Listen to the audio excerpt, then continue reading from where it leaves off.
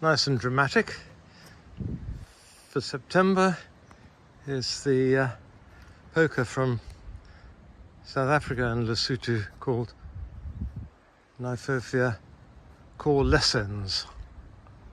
It's got sort of grey strap-like leaves which sets off these flower spikes coming up like spears out of the foliage and erupting into these bicoloured flowering stems.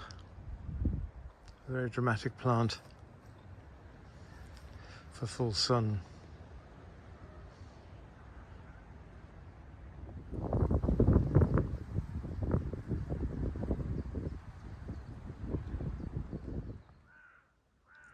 Now, later flowering than the Kniphofia coalescens that we saw. This one comes out at the very end of September, beginning of October. This is a red hot poker called Kniphofia ruperi, named after Captain Edward Rupert, who was stationed at the mouth of the Buffalo River in East Cape Province of South Africa. And he obviously, in the garrison there in the mid-50s, 1850s, he must have had some time on his hands because he spent a lot of time landscape painting and painting the local flora, of which this Kniphofia was one.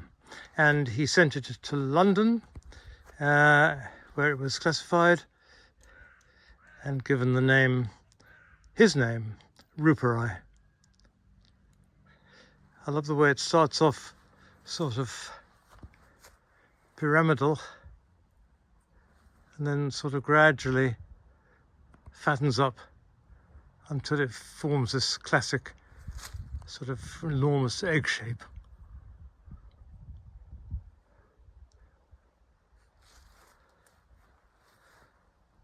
A bold clump for late in the year.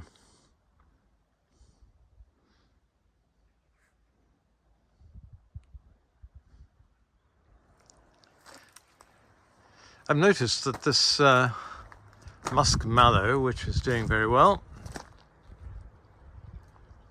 and the purple cestrum, Cretan purple, go rather nicely together.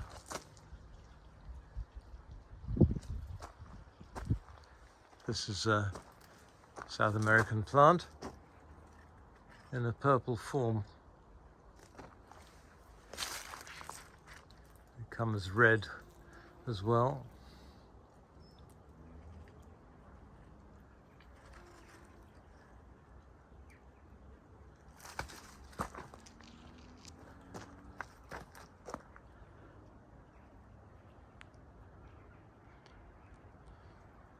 Very pleasing.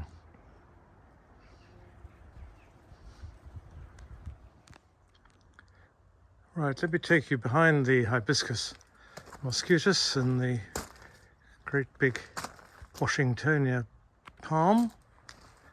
I want to show you this rather strange Chinese shrub. Some of the flowers have opened to these sort of filamentous purple colour. Not sure how decorative it is, but still, here it is, a late flowering shrub. Rostrinacula dependens, it's called.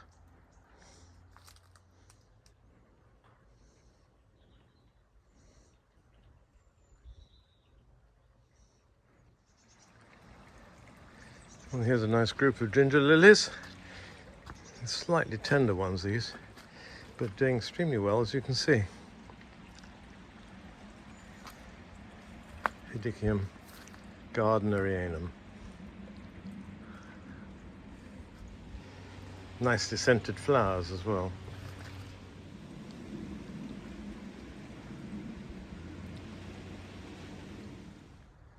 Now, here's a sight to gladden the heart, I always think, when these autumn crocuses come out. They make a lovely group. The very palest pink they are.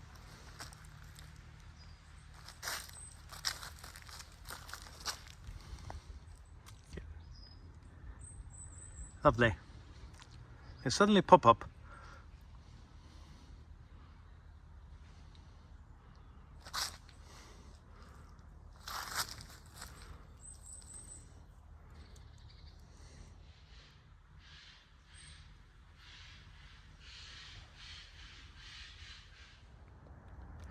I was mowing along here and I caught a glimpse of something white, almost white, and then I looked more carefully and saw this wonderful palm tree which I planted actually 10 years ago.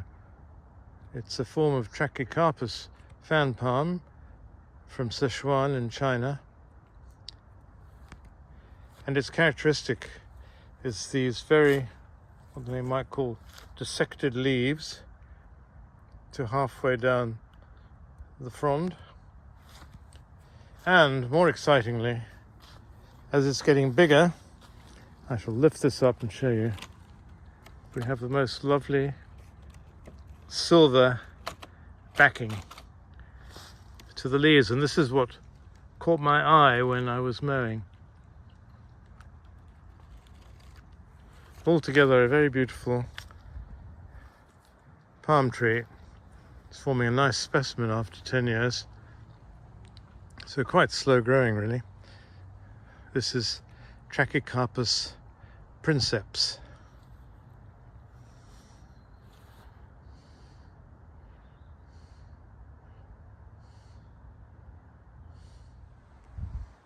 I want to show you this young and happy hydrangea, but it's not quite what it seems. This is a hybrid actually between a hydrangea and what used to be called Didrangea, which have now been put into the hydrangea family. So this is a hydrangea macrophylla, the mophead hydrangea, crossed with Didrangea. And because it's a hydrangea now, it used to be called Didrangea, Didrangea times hydrangea. It's now hydrangea times hydrangea, so they've had to wriggle out to that one and call it Hydrangea versicolor. And it's got a clonal name called, a varietal name called Blue Sapphire. Quite appropriate, I would say. Now, warning you, this is a bit of a nerd alert. This looks very much like a slightly tender hydrangea I used to grow called Didrangea febrifuga, which, as I say, Didrangea is now a hydrangea. And Hydrangea macrophylla, one of the parents of this, combined with the Didrangea to form this hybrid, has slightly elongated buds, as you can see, whereas Didrangea febrifuga has round buds. Very subtle, I can hear you yawning. Anyway, here it is. Hydrangea versicolor, Blue Sapphire.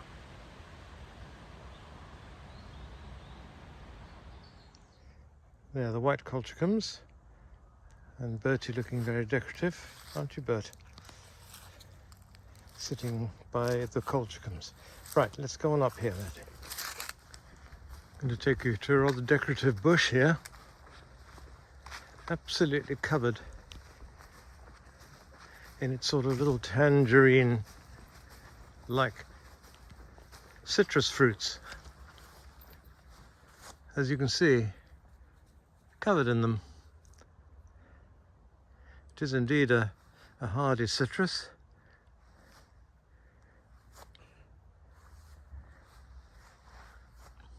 And would be quite a good deterrent if it was in a hedge by a boundary. The thorns are very, very sharp. Now, you'd have thought this would have made a nice marmalade or something, wouldn't you? Unfortunately, not. I have tried in the past, but boiling it up in the kitchen made such an awful smell. I had to put the saucepan outside the door. Still very decorative at this time of year. It used to be called Poncirus trifoliata because the leaves are arranged in threes, as you can see. But it's been put into citrus, so it's now Citrus trifoliata. There is a more congested form called flying dragon, where the stems are much more contorted, and it is only about a 10 to 12 foot maximum height. But I rather think this one, with its straighter stems, is the standard form, which can get up to 22 feet, 7 meters or so. It's doing quite well at the moment.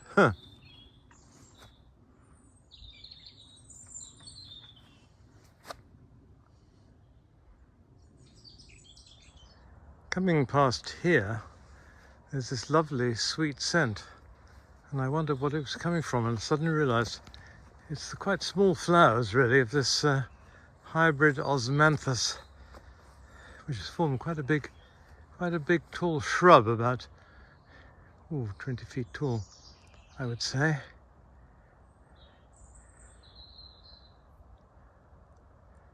And it's a hybrid called Osmanthus fortunei, after Robert Fortune, who discovered the art of making tea by disguising himself as a Chinese nobleman and infiltrating a tea factory.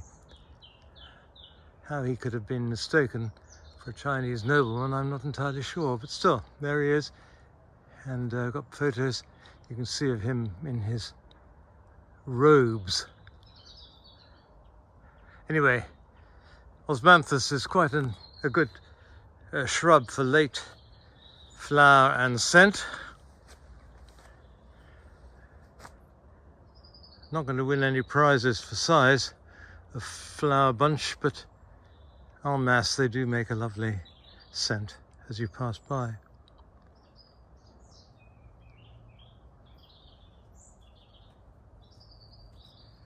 Stepping over the collapsed asters,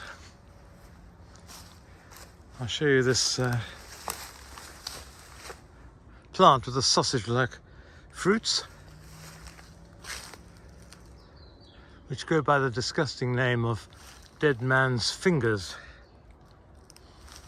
They're filled with a kind of a jelly as well as the beans, and it does not do to touch them. Kniphofia, this is. It's got attractive large pinnate foliage during the summer, and these extraordinary fruits in the autumn.